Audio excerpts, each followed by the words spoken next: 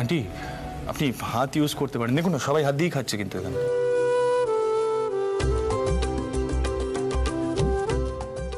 গুলতি let's start. Aunty এক minute. ও মা বুঝতে পারছো না? আরে তোমার জামাইয়ের তো পিটপিটি বাই আছে, হাতে নোংরা লেগে আছে, অসুখ বিসুখ করবে কিনা। গুলতি হাতটা পাতার আজকে খাওয়া চলবে না তোর। এত হাসির কিচ্ছু নেই মিঠাই, ও যেটা করছে একদম ঠিক করছে।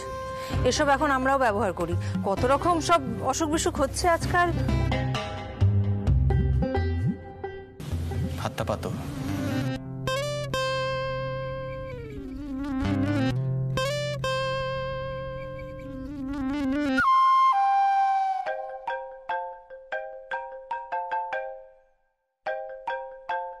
আন্টি আপনারা শুরু করুন, আমার জাস্ট একটা কল আছে, আমি আসছি জাস্ট। হ্যাঁ মাল পেটে দাঁড়া মা, বাকিগুলো দিচ্ছি আমি। মা শুরু করো না মা। হ্যাঁ সাবধানে মিঠাই, ফেলিস না কিছু।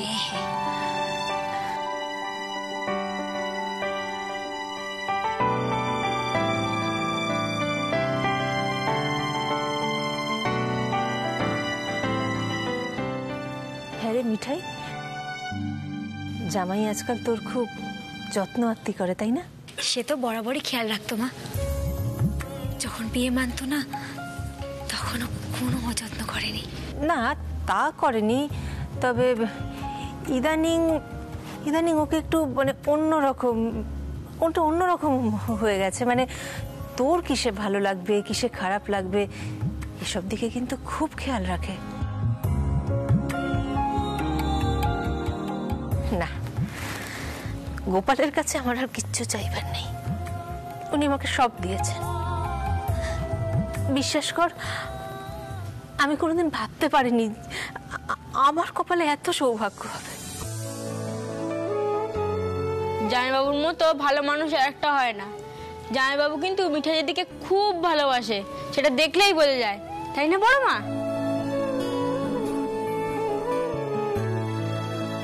এই গুলতি তুই খুব পেকেছিস না রে? মিঠাই দিদি কিছু বয় না বলে যা খুশি তাই বলিস না, খুব সাহস হয়ে গেছে। দেবো না এক্ষুনি একটা মার, বেশি পেকে গেছে। কি হলো গুলতি, মিঠাই বকছে কেন? ও কিছু না। আচ্ছা দুপুরে খাওয়ার সময় হয়ে গেল তোমার, খাবে না তুমি? খেয়ে নাও।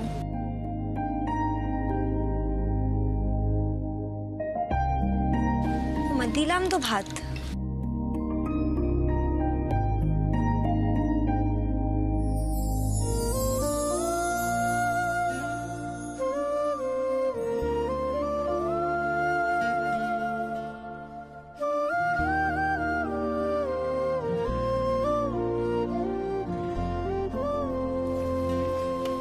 তুমি কি উপোস করে থাকবে নাকি আজ? হ্যাঁ আন্টি আপনার মেয়েকে কিছু বলুন, সময় মতন খায় না, হিমোগ্লোবিন কম, হুট করে রাস্তায় মাথা ঘুরে পড়বে, তখন সবাই আমাকে ব্লেম করবে বাড়িতে। না সিদ্ধার্থ, অতি বড় শত্রুতেও বলতে পারবে না যে তুমি মিঠাইয়ের খেয়াল রাখো না।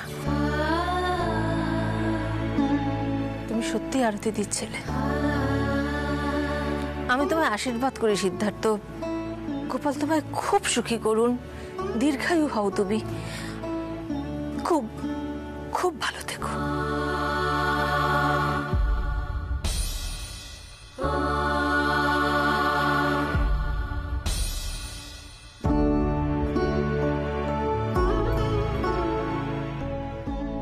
অনেকদিন পরে আবার মায়ের কথা মনে পড়ছে। সত্যি এতটা অ্যাফেকশন মারাই দিতে পারে।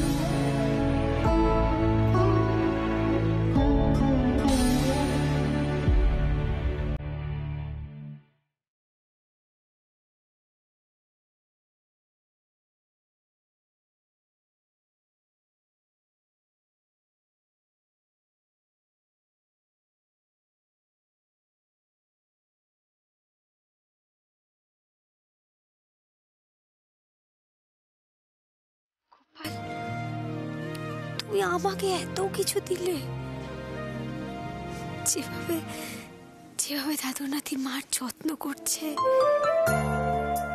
তাতে মিঠাই তো দাদুর নাতির ফ্যান হয়ে যাচ্ছে গো। সিনেমার হিরোই বটে, এমন হিরো কিনা এমন হিরো কিনা জুটলো শেষে মিঠাইয়ের পাক্কে। তুমি খুব বেশি ভালোবাসো মিঠাইকে গোপাল। মিঠাইকে এত ভালোবাসা পাওয়ার যোগ্য নাকি?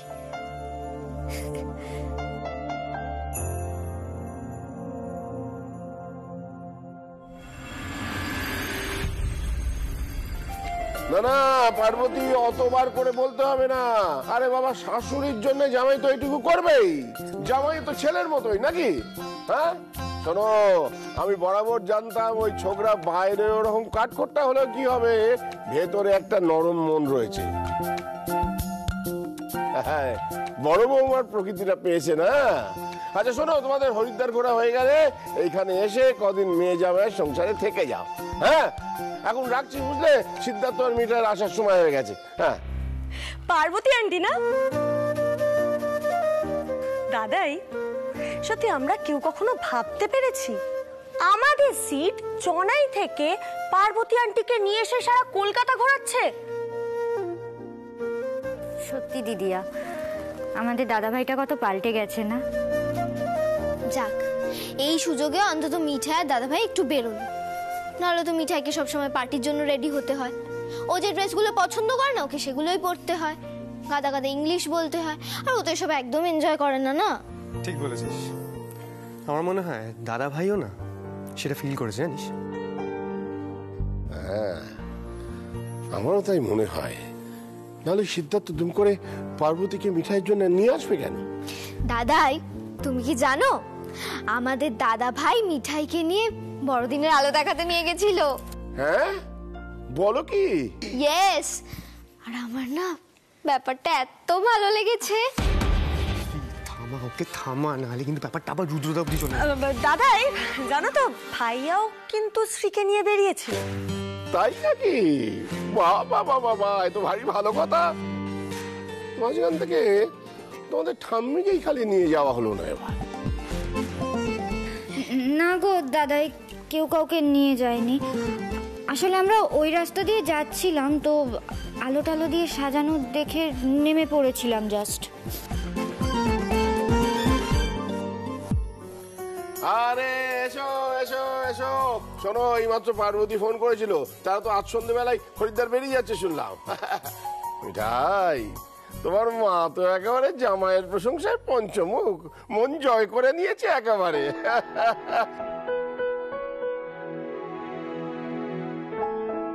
বলছিল তোকে নিয়ে পার্বতীর আর কোনো চিন্তা নেই, তোকে দেখার একজন লোক এসে গেছে। সে আর বলতে দাদু, মা তো সবসময় মিঠাইয়েরই সবকিছুতে দোষ দেখে। দাদু নাদিতে কোনো দোষ দেখতেই পায় না, চোখেই পড়ে না। আর আজকে দাদু নাদিকে সামনে পেয়ে কি যে করবে মা তো ভেবেই পাচ্ছিল না। আচ্ছা, তোমরা সবাই চা খাবে তো? আমি এক্ষুনি চা করে নিয়ে আসছি। এই মিঠাই দাঁড়াও, এক্ষুনি এসো, আমি চাটা করছি। হিসান্ডিটাকে শুধু নিজের জন্য চা কফি বানায়। দাঁড়া দিদি দিদি, নো টেনশন, আমি করে নিয়ে আসছি, দাঁড়াও। সিদ্ধার্থ,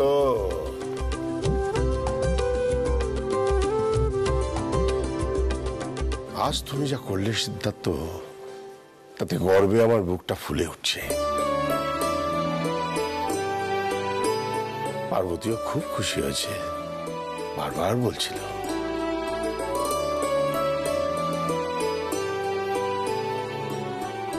জানো তো দাদাই,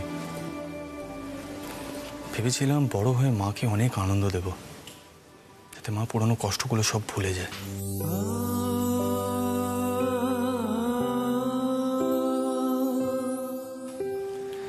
সেই সুযোগ তো আর পেলাম না, বলো। দাদাই, আজ আজ পার্বতী আন্টি আর গুলতিকে নিয়ে যখন বেরিয়েছিলাম, প্রথমে আমি ভেবেছিলাম যে মিঠাইকে সারপ্রাইজ দেবো বলে বেরোবো। কিন্তু ওদের সাথে সময় কাটিয়ে ওদের মুখে হাসি দেখে আমার নিজের খুব আনন্দ হয়েছিল, জানো। ভাবলাম মিঠাই যদি আগে বলতো তাহলে আগেই ওদেরকে বাড়িতে নিয়ে আসতাম। কিন্তু মিঠাই নাই তো বলেনি আগে, কি করা যাবে।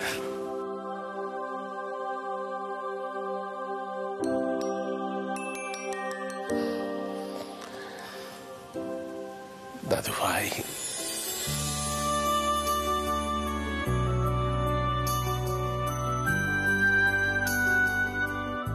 গোপাল, আমি কি করে তোমাকে থাকবো বলবো বলো তো? দাদু নাদির সব যেন আমি ভুলিয়ে দিতে পারি, সব ভুলিয়ে দিতে পারি যেন। এটুকু দেখো তুমি, এটুকু দেখো।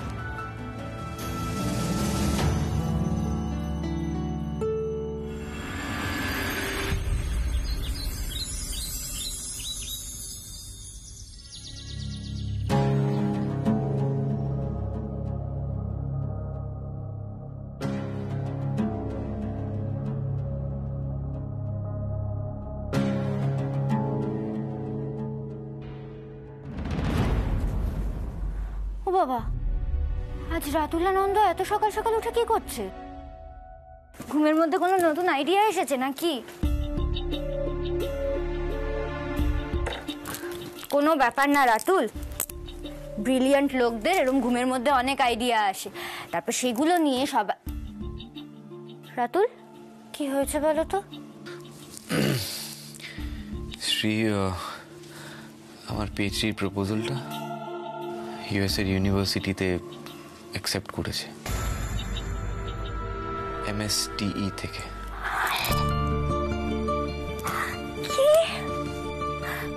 কি বলছো রাতুল? রাতুল, সত্যি এটা?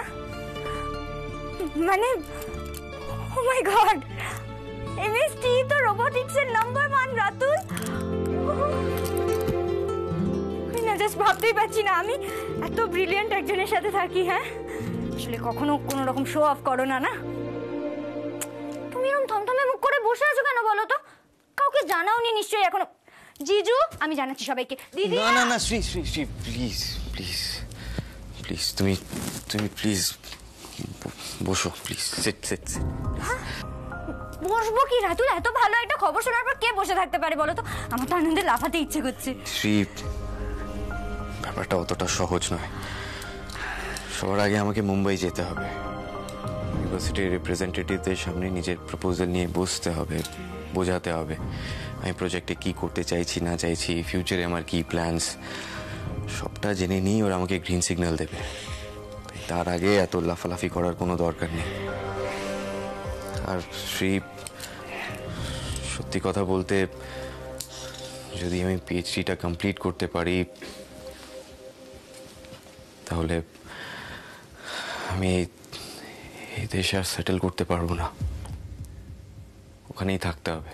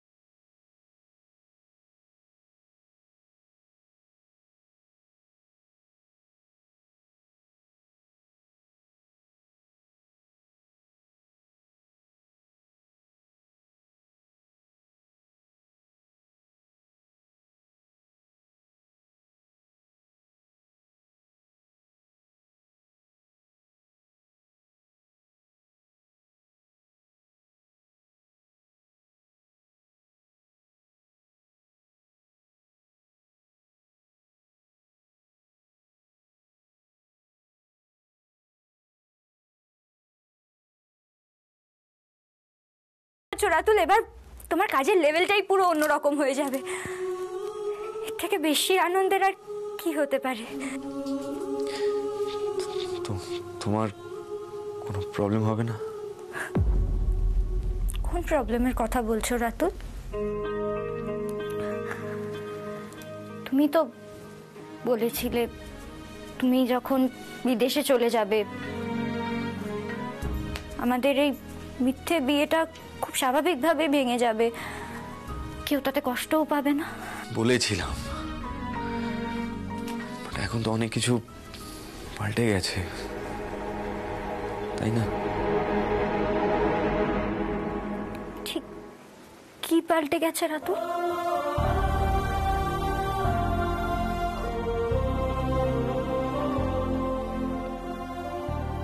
আচ্ছা রাতুল, এখন সকাল সকাল এসব নিয়ে আলোচনা করার কোনো দরকার নেই, চিন্তা করারও কোনো দরকার নেই। এই ভালো খবরটা সবাইকে জানাতে হবে, তো মনোহরাতেও জানাতে হবে, জিজু দিদিয়া সবাইকে জানাতে হবে। আর আমি ভাবছি আজকে আজকে আমি রান্না করি, কি খাবে বলো? বিরিয়ানি বানাই? আমি দিদিয়াকে বলছি আজকে বিরিয়ানিটা তোমার জন্য আমি বানাবো। আসছি।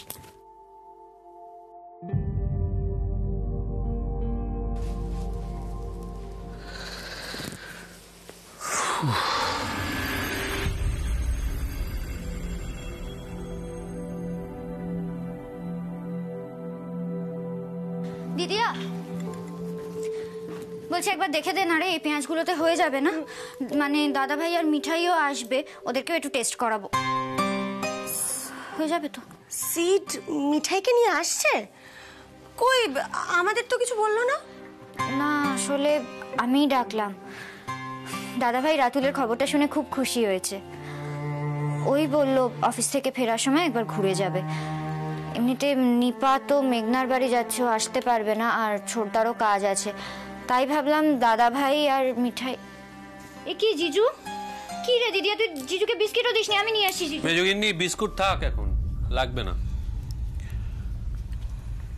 বলছি তুমি কি করবে কিছু ঠিক করেছো রাতুল বিদেশ চলে গেলে?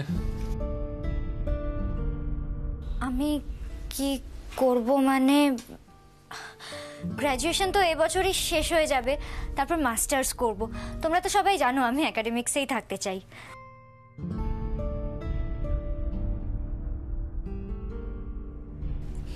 শ্রী, এখানে তোর পড়াশুনো নিয়ে আমরা ঠিক কথা বলছি না। তুই সংসারটা কোথায় করবি?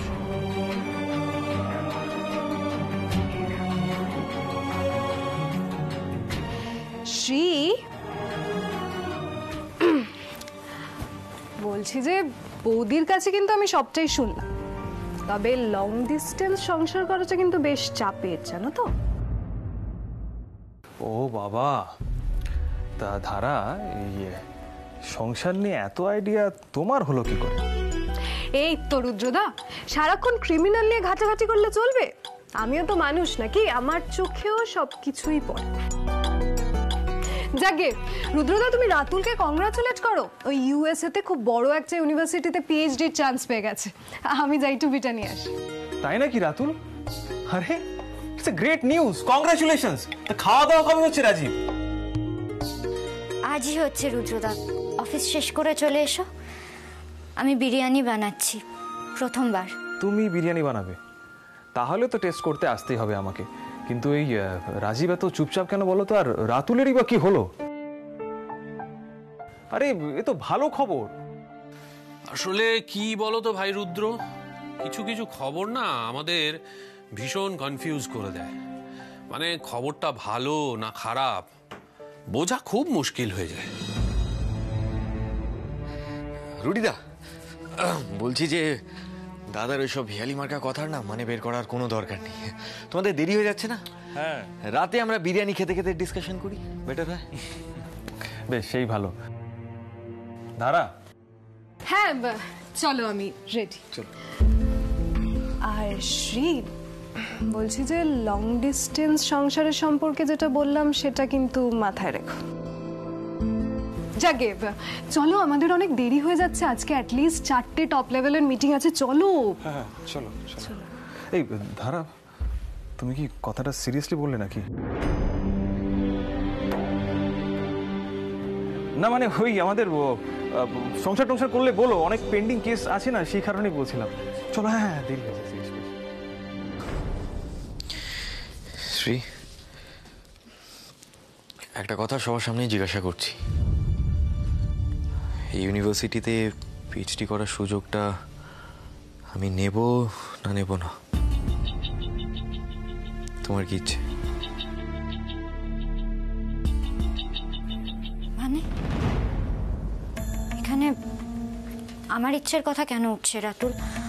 তোমার জীবন, তোমার ক্যারিয়ার, আমার ইচ্ছে অনিচ্ছে দিয়ে কি যায় আসে? পেঁয়াজগুলো কেটে আনি।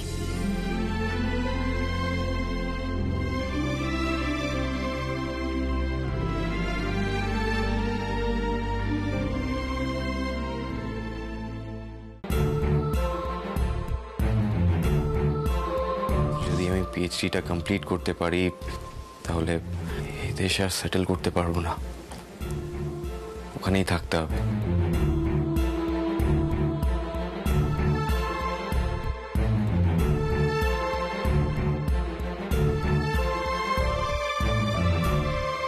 রাতুল, কংগ্রাচুলেশনস। ভাবতে পারি না আমি কত খুশি হয়েছি নিউজটা পেয়ে। I am really happy for you.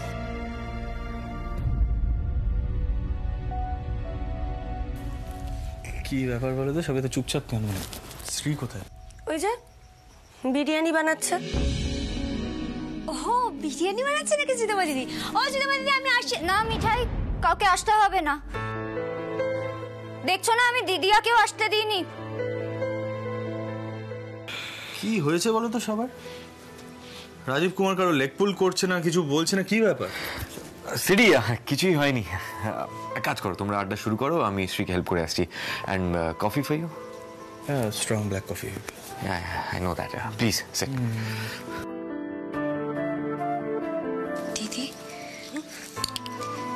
নতুন জামাইবাবু বিদেশে চলে যাবে, সেটা নিয়ে কি প্রবলেম? ওকে, তাই ভাবছি রাজীব কুমার এত মরোসা কেন বসে আছে? ভাই সিদ্ধার্থ, রাজীব কুমার দুঃখিত নয়, চিন্তিত। কি হবে বলো তো মেজগিন্নির? দিব্যি দুজনের সম্পর্কটা এগোচ্ছিল। শ্রী যদি একবার ভাইয়াকে যেতে না বলতো না, ভাইয়া যেত না, জানো তো। সেই জন্যই তো বলেনি দিদি। নিজে কষ্ট পাবে বলে অন্যের উন্নতিতে বাধা দেওয়া যায় নাকি? পরে নতুন জামাইবাবু আক্ষেপ করবে না?